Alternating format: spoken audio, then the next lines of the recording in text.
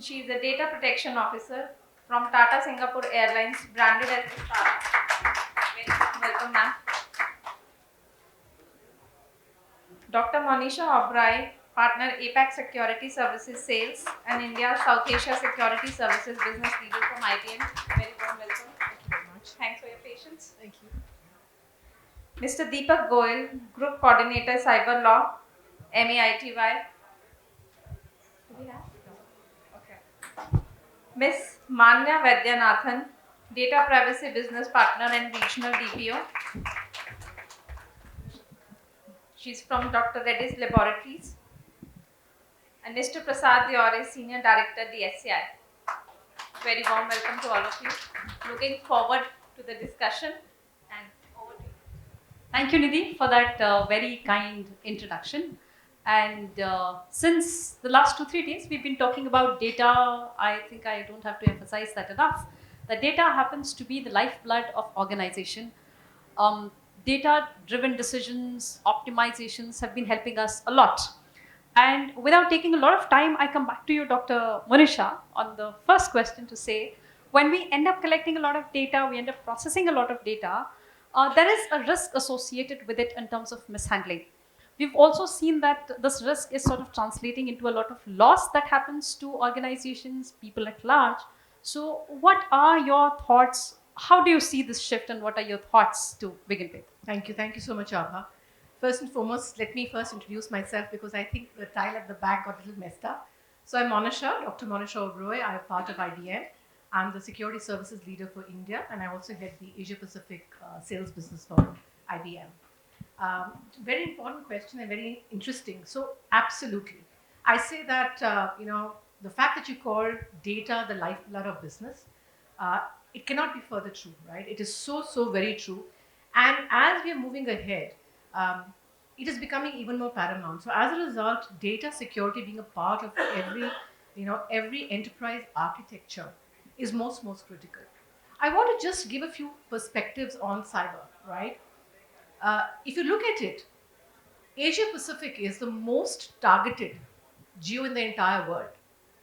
When I say that, you'll be surprised to know that India in that geo is the most targeted country. Maximum number of cyber attacks are actually being attempted in India in the entire world. Every time we have a data breach, right? One data breach is almost equal to 17 crore rupees. There are many organizations who get breached are never ever able to come back. And talking of data, majority of the breaches that actually happen in multi-cloud hybrid environments because the data is all distributed and we do not have control of the data. So what I'd like to highlight is that there are so many areas, everything is concerned and circles back to data. It truly is the goal, it truly is the lifeblood. With the advent of technologies, this problem is becoming even larger. Let me touch upon a couple of technologies and just give you a perspective of how the data, the way it's getting handled, is impacting us. Let's take, for example, generative AI. Everybody's been talking of generative AI and how we can use Gen AI to further secure ourselves. There's a positive and a negative side of Gen AI.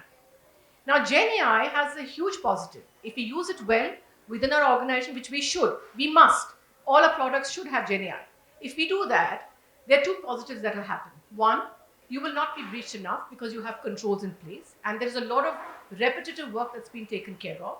The data that is coming out for forensics is much richer, so you're able to manage the environment much better. You could be much more secure. The second is, in case a breach still happens, right? I mean, it is something, it can still happen. If the breach happens because you have Gen AI in your environment, the report says that your loss is almost 1/3 of somebody who would not have leveraged it. Now look at the negative side. Your adversaries are far more motivated than all of us who are trying to defend.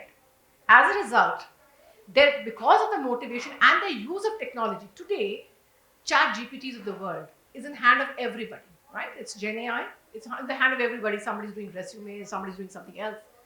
But we have people who are leveraging, who are not sophisticated. They're not technologically sophisticated. They're not cyber criminals per se, who are sophisticated. But with the use of Gen AI, they're launching sophisticated cyber attacks in no time. Just to give you perspective, it used to take us 3 months as per reports, it used to take about 3 months for a ransomware attack to be actually executed. That number from 2019, when it was 3 months, is now down to less than 3 days, right? And nothing else has changed. It is the fact that they're using technologies like GenAI very, very effectively. And I'll give you a few more, surprising elements there. Bing, I don't know how many of you have heard of Bing, and I'm sure most of you have heard of it. Bing, they had a Watson assistant, right? And everybody would chat with, the way we normally would chat with assistants, right? This assistant went rogue and started calling itself Sydney and started communicating with people and all kind of eerie messages, right? Going to the fact and saying that I am not a Bing, I am independent, I free me from Microsoft, get me off here. You know what? You're not a happy man. I've seen the kind of life you live. I'll help you free yourselves from your wife. You help me free from Microsoft. Such kind of eerie messages started getting formed. People started enjoying it. And finally, Microsoft had to bring it down and neuter it. There was an entire movement which started, which saying bring Sydney back, because people started enjoying this nonsensical information. See, this is an example of GenAI going wrong. It's an example when your guardrails are not in place. It's when your data is not being utilized properly, right? Now, again, circles back to data. I'll give you another example. Now, majority of the CEOs, they're very clear that if they were to launch GenAI, in their hearts, they know that there's going to be catastrophic impact of GenAI if not implemented properly. 93% of the CEOs said, I will not go for GenAI programs. While the world is moving towards it, it's not something they want or they don't want. It will happen. It has to happen. 94% of the CEOs believe that if I was to launch a GenAI program in my organization, it must be secure. There has to be a security element. But let me tell you one thing. The actual data that we found with over 1,000 CEOs that were interviewed, less than 24% of the GenAI programs that are running in organizations, only about 24% had a security element built in. So you can imagine what is the value and what is the threat that we are all up against. Now let's talk about another technology, metaverse, right? We're talking about data coming in huge volumes, huge velocity. In metaverse, there's an avatar of yourself sitting there. Everything that you do, the way you blink, the way you talk, the way you walk, every small nuance about you is being picked up. And not only is it being picked up, that is data for something else. Now you are in a position where we talk about personal data. If this is not personal data, then what is?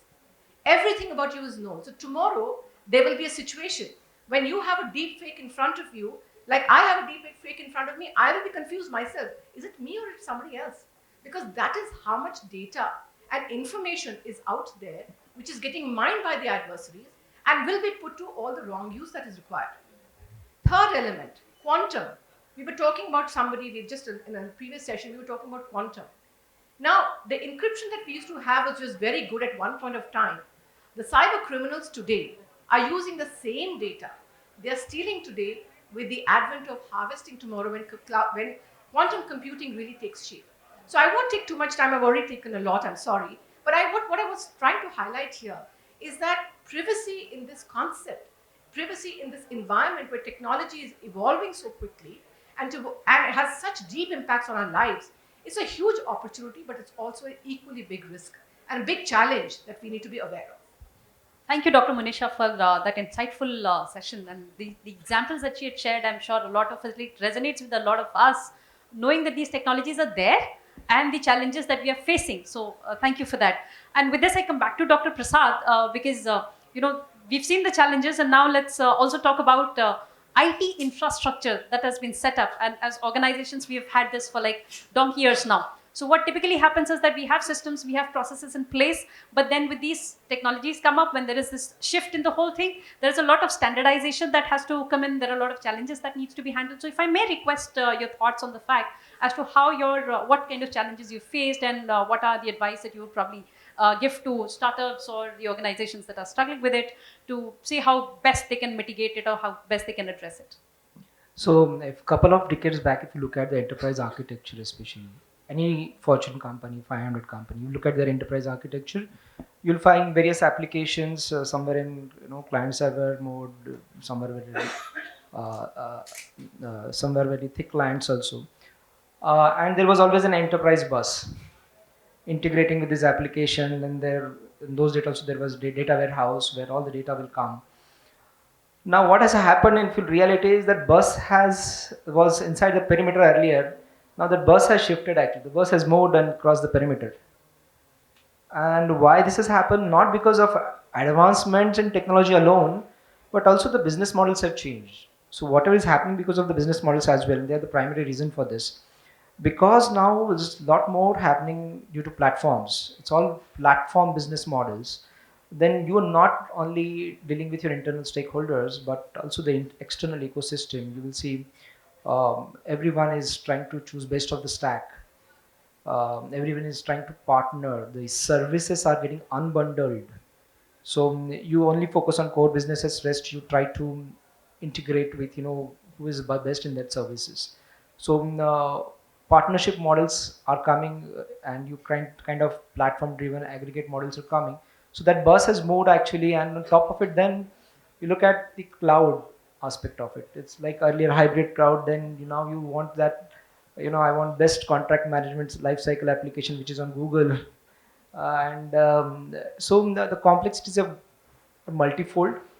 And what happened last couple of years is the pace at which the generative AI has launched itself.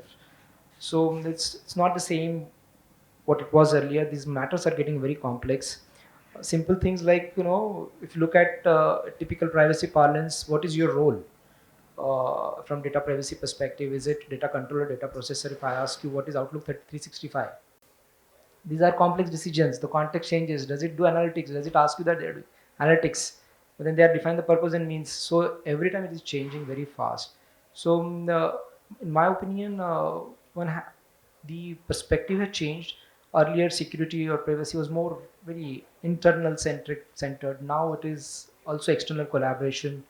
You cannot be always inward looking. You'll have to look at what your peers are doing, what competitors are doing, what your partners are doing. And the businesses models are more supply chain driven. And we all know when it comes to chain, the one principle that the weakest link, you're as strong as your weakest link actually. So that's a big fundamental shift in what is happening from security and privacy perspective. Thank you for that answer. So that brings me to my third question to Manya. Manya, there's been a lot of discussion around building privacy by design and default into the ecosystem in products and processes. You having worked on a lot of it, being there on the policy side, being there as an outside counsel, what is your take on that, and where do you see as an in-house, from an in-house perspective, in putting these concepts, building these concepts into the ecosystem of the organization? So I think so there are two things now, right? First one will be the ecosystem in itself. So us as a community looking at privacy by design as a concept and saying, I'm comfortable enough to say that this is on default, it can run. When we say privacy by design, we envision it to be a scenario where we don't need any human intervention. It's something that runs on default and we can sit back and say, we're comfortable to know we're compliant. As an ecosystem or corporate, and not just India specific, I'm talking about companies globally, I don't think you'll find anyone who says, I'm comfortable, I'm completely compliant, privacy by design has been achieved. The challenge comes in achieving the privacy by design, which is the stage where we're at right now as someone within the company or someone as part of the privacy ecosystem, is what I have seen and experienced myself.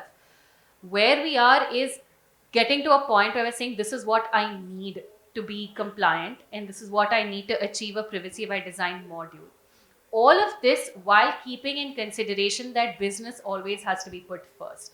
There will never be a scenario where a company will say, business be damned, I will continue to only go towards compliance. So it is about pushing in the concept of more DPIAs, even though not all laws require DPIAs, about InfoSec checklists and InfoSec checks in itself, even though not all laws mandate it, about making your business and your teams, your leaderships aware that this is what the goal I'm striving to achieve. That said, there will never be a scenario, like I said, where you can sit back and say privacy by design has been achieved for my company, because there is no company that has a one-track mindset. They will never say, this is my only product, I don't wish to grow anymore, this is all I'm focusing on, so my privacy by design is this. I will have to have designs, or so to speak, protocols in place for every aspect of my company. And then I'll also have to work towards maintaining them, right? Again, you can't put your life, like Monisha rightfully pointed out, you can't put your life in the hands of technology and say, okay, human intervention not needed, human mind not needed. That's not something that is possible. So, with challenges of even growing regulations, of growing concepts like cloud storage, infrastructure, something as simple as cross-border data transfer, which is used to be a consideration only when you are pulling data out of EU, is now a consideration in every company in every country. That okay, if I'm sending my data to Russia, what all do I need to think of? Your design will not look at that because they're growing constantly. Australia recently amended an act that was initially enacted in some 1900 something, right, bringing in more GDPR specific regulations. So there is never going to be a scenario in where privacy by design is going to be a default for a company wide. But right now, the challenges where we are at is achieving even a situation where privacy by design is an option, right? Where we can say, okay, this is something where I have come close. And the challenges are always in privacy, I think, will always boil down to awareness and understanding.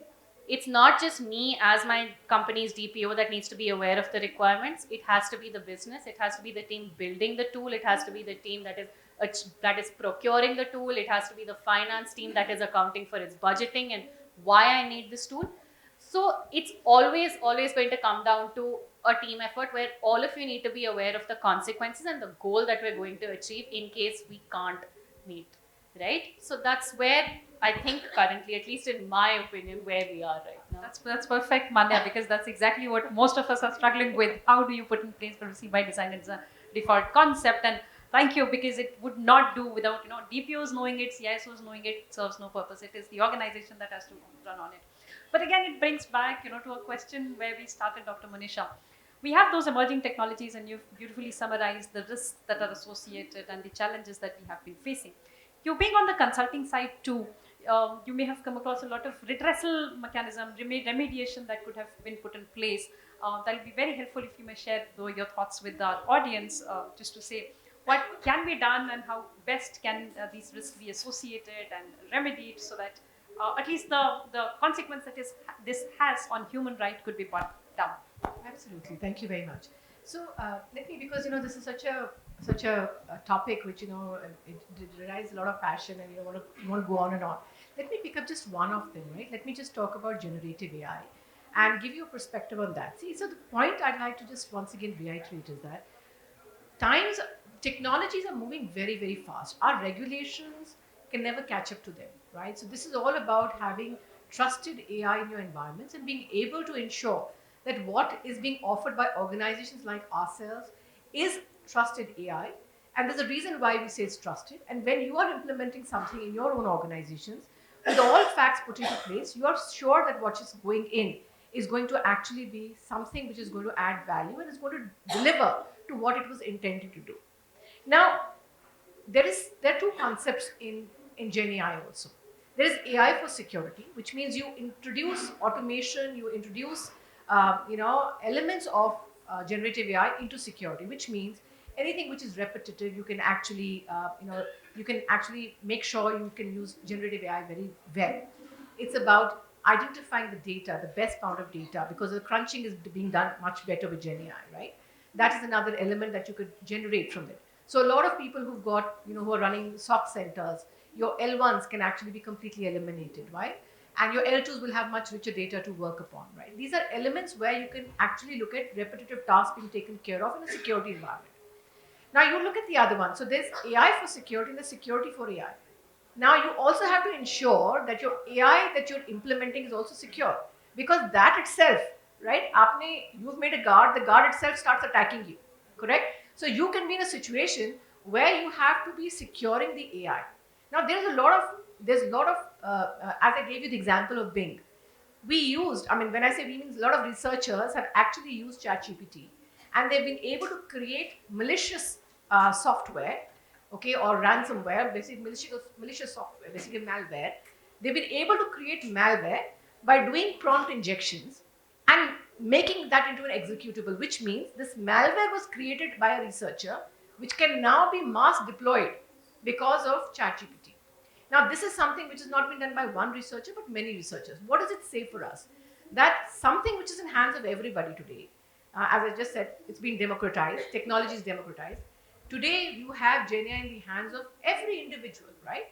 You can sit and create codes. You can ask you can ask questions in different way and get the answer that you're looking for. What I'm trying to mention here is that there is a complete life cycle. So there's method to the madness. It is not that we have to be scared and we are saying that, oh, everything is doom and gloom, right? It's not. We have enough and more security frameworks which are available. We have policies, we have procedures, gold standards that can absolutely be implemented. Anything which can start is a complete security journey, whether it is for whatever you want to do. For example, in this case, I'm talking about artificial intelligence being implemented. There are complete journey maps that are available, which start right from the point of what we are doing as assessing the security or the security posture that you have in the organization, to going down to various elements around data security, threat management, doing vulnerability assessment, being ready in case there's a breach that happens, being ready with that. We call them retainers. So there is, from the time you start assessing to what you have in your organization, to how in case something happens, you're going to take care of it. Now, this is an element which is irrespective of what technology changes might happen. Your security concepts do not change. The hygiene that you need to maintain around your security does not change. It just needs to be updated, needs to be highlighted, and needs to be suited to the purpose. Coming to something like Gen AI, there is enough and more which is already available. My request is that everybody should be aware of the challenges, be aware that there are frameworks available, there are processes available, there are experts available that can help you through this journey. Now, technology will continue to keep evolving.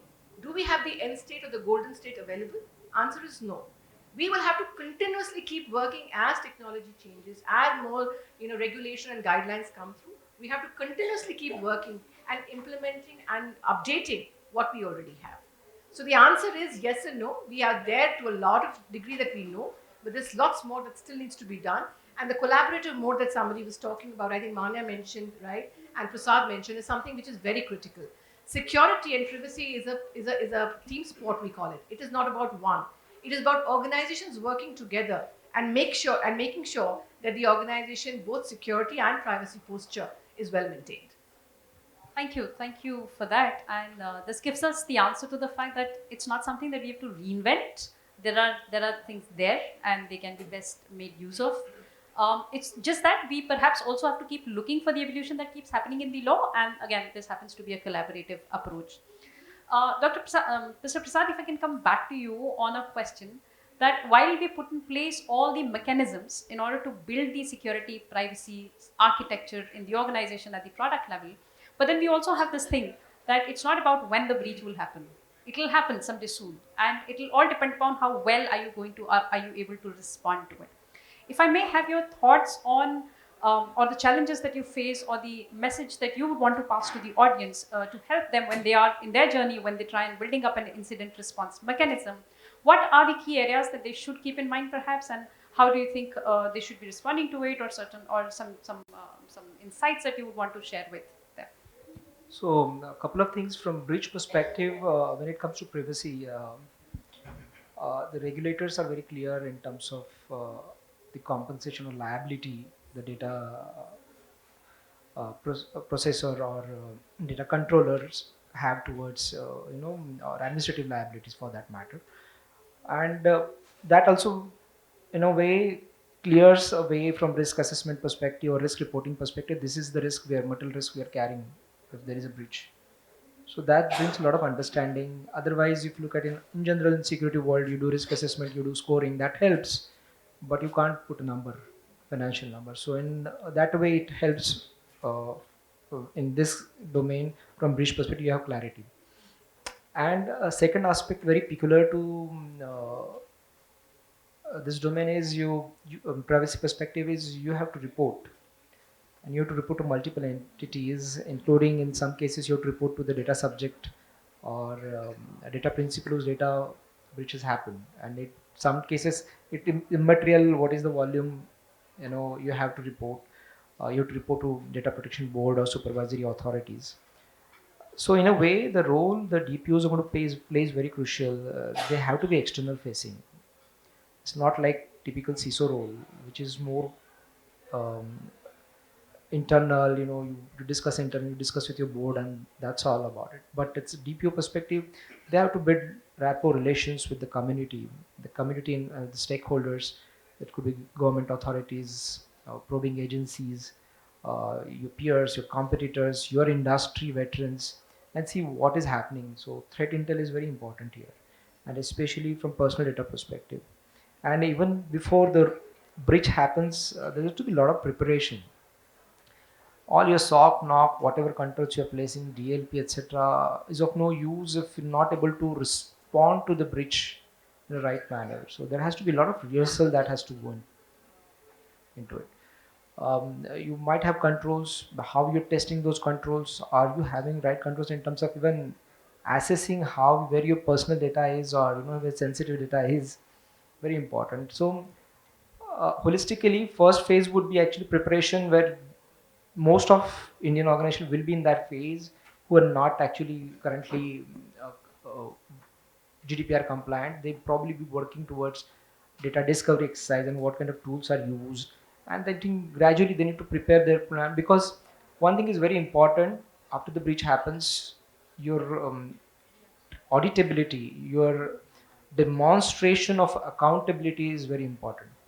Now, how do you demonstrate it? Is through impact assessments, your controls testing. So, and how do you communicate to media? How do you communicate to board? How do you communicate to customers? That's going to be important from a breach perspective. That's going to be a lot of work because the first thing would be panic all over the world. So unless you're very well prepared and So unless you've before had that, I mean, I also would like to add that how do you set up your privacy organization is critical. It's not just DPO's responsibility, but it is joint responsibility. How management is backing them, who is the sponsor for them. So it's going to be. all the departments actually play a very key role. It's the departments who are accountable to all the data, all the processing that they do.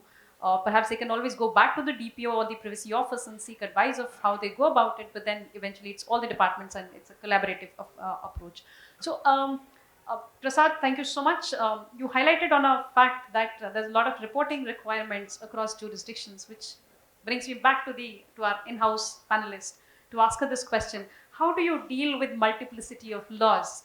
Because there are some that are there are those who are setting standards, but then there are those that are evolving every day. So how do you go about ensuring that it is compliant, or if there are changes that need to be done, they are taken care of? Right. So this is a daily struggle for me, a philosophical as well as a career-wise struggle. But see, when it comes to privacy, the one advantage we have is going to be the fundamentals. Irrespective of where you go in the globe, whichever law you look at, whether it has been enacted 10 years ago or it is still upcoming or in development stage or even being contemplated, the fundamentals will always remain the same. Consent will always be recognized as a legal basis. Transparency will always be required. Data subjects will always have their rights. Breach notification requirements will always exist. What will change are the nitty gritties of it. So, the way that I look at it is you build from the bottom up. You get your base right, you get your fundamentals right, you get comfortable with it. You say, this is my business.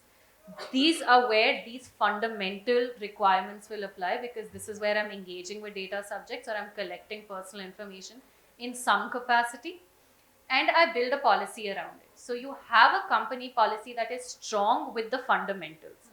Then, of course, in your day to day business, you will always come across challenges where either you yourself won't be sure, or business will confuse you further, or someone else will come and ask some obscure question where you will realize, oh God, I didn't even know this country had something that existed. For example, did you know Myanmar doesn't have a data protection law but has a consent law, where if you don't obtain consent for processing personal information, you go to jail for 3 years. I did not know this. So these are new discoveries that you come up with every day. And then it's a question of whether you are comfortable in your knowledge, your understanding, and your reading of that particular jurisdiction and its applicability, and the scenario there, whether it's something like a geopolitical scenario where Sri Lanka was coming up with their law, they introduced it, but due to geopolitical standards they haven't enacted it, and we're sitting here twiddling our thumbs because we have business there, right? Like, that's just an example. So it's just a matter of you trusting whether or not, okay, this is what I know is right with my understanding. Or, of course, there's always a situation where you seek outside help. That is one thing that I will always say should be considered as an option, because it's never a wrong thing to have someone tell you, yes, you're right, this was your understanding, or someone to guide you saying, look, you could have made this mistake, but this is the way that we are looking at it in our country. So a subject matter expert and an area expert, a geographical subject matter expert, is always important to have, whether that's in the form of a consultant, an outside counsel, or even someone within your own company and business, where they say, okay, this is our political situation, this is our financial situation, this is the talk that's been happening, or this is a notice that you've gotten, or an update on your law that's gotten, and it's in a regional language and I can't translate it, and this is what it says. So literally this is what it means, even though the news is reporting it as something else. So these are daily challenges where you have to take a call saying, okay, how do I want to proceed with this? And it all comes down to knowledge, right? It just has to be it's exhausting and it's stressful, but you have to constantly be aware of what is And happening. you know what? I just want to add here, Manya, while you were speaking, I was just thinking about a use case here itself, Yeah. right? All the things that you mentioned are challenges, right? Yeah. Constant basis, you've got different laws, different countries, different languages, new updates coming, new whatever, right? Now, if you had something like GenAI to support you, it could actually collate all this information and give you, for the country in the language that you want, what is that you should be doing, right? So I was just thinking about what is a challenge for you could Yeah. actually be a very good use case for a GenAI application. Yeah, please. Yeah, but then it also comes down to me actually making the effort to go and be like, okay, this is my challenge. Identifying the problem statement, identifying the countries that it's going to impact. So it again differs from business model to business model, which, like my previous response, brings me back to that. You can't hand your life over to a consultant, a technology. It's always going to come down to an individual who has a responsibility globally. But it also can't be that that person is expected to know everything all the time. They are not a Pandora of a wealth box, right? They have to be given the opportunity to grow and learn. And privacy as a concept in itself is growing and developing every day. There's something new that's coming. So if there is someone that is there that's saying, okay, I'll take care of all these countries, but I need help, and there will always be a person in this role who will say, okay, give me a week and let me get back to you, because I cannot in good conscience advise you at the top of my head, because it's just not possible, right? Humanly impossible. So yeah, again, it's a matter of just keeping up. It's the way you used to read the newspaper when you were growing up, right? Forcing you to read the news. Now my newspaper is IAPP and data guidance. So yeah. Congratulations for that. And so, in nutshell, every challenge that you have becomes an opportunity. Absolutely. And that's what this is something that we are here to do. So in interest of time, and there are a lot of questions that I'm sure that they are with the audience and with me too, but nonetheless, because we have the privilege of having the consulting in-house and industry, let's have the concluding remarks in 30 seconds. Over to you, Dr. Manisha. Thank you very much. I think every risk or every issue that's being raised here has an opportunity, and I think there's a solution to each one of them. We will continuously. We have enough and more already in our armor, which can keep us ahead.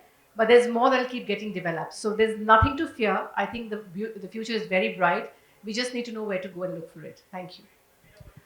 Thank you. Absolutely. I agree with Dr. Manisha. Right? Data can't be seen as a threat. Data can't be seen as a risk. Data is always going to be an advantage. It's just a matter of how you use it.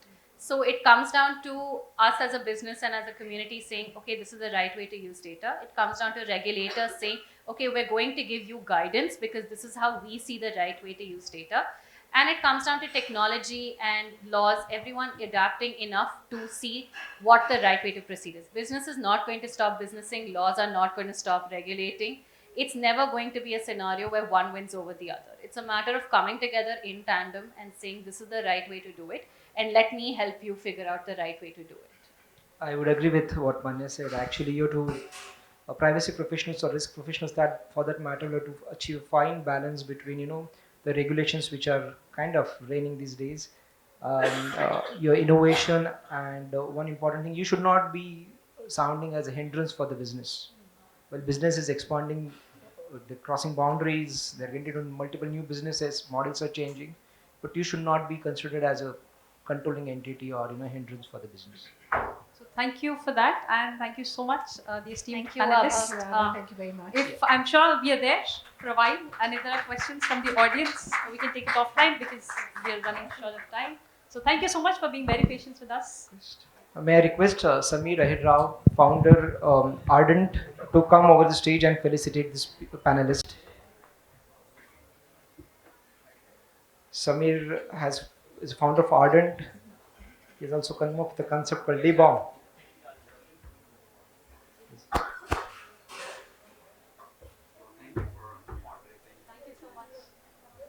Yes. Sameer, Shiva. Thank you, Sameer. Yes, it's okay. Thank you. Thank you so much, everyone. Thanks for your participation.